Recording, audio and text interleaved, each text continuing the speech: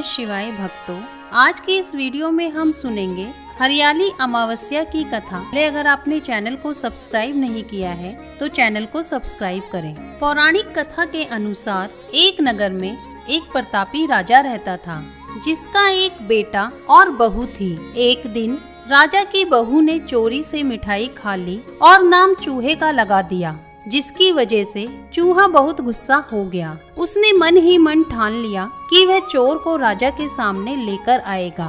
एक दिन राजा के यहाँ कुछ मेहमान आए। सभी मेहमान राजा के कमरे में सोए हुए थे।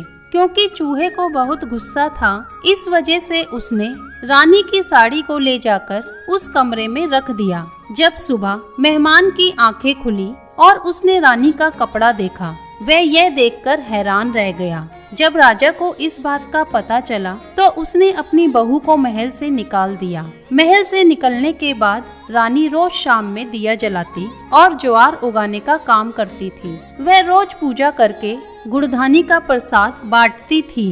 एक दिन राजा उसी रास्ते से जा रहा था तो उसकी नजर उस दिए पर पड़ी।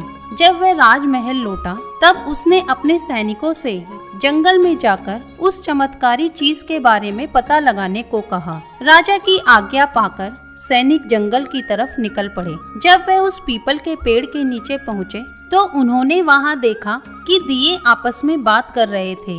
सभी अपनी अपनी कहानी बता रहे थे। तभी एक शांत दिए से सभी ने सवाल किया कि तुम भी अपनी कहानी बताओ। यह सुनकर शांत दिए ने कहा कि वह रानी का दिया है। उसने आगे बताया कि रानी की मिठाई चोरी की वजह से चूहे ने रानी की साड़ी मेहमान के कमरे में रख दी थी और बेकसूर को सजा मिल गई। सैनिक ने दिए की सारी बातें सुन ली और ये बात राजा से जाकर बतलाई। राजा को जब इस बात का पता चला तो उसने रानी को वापस महल में बुलवा लिया।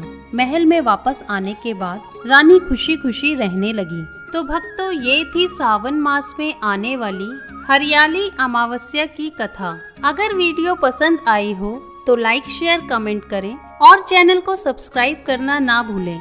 ओम नमः शिवाय।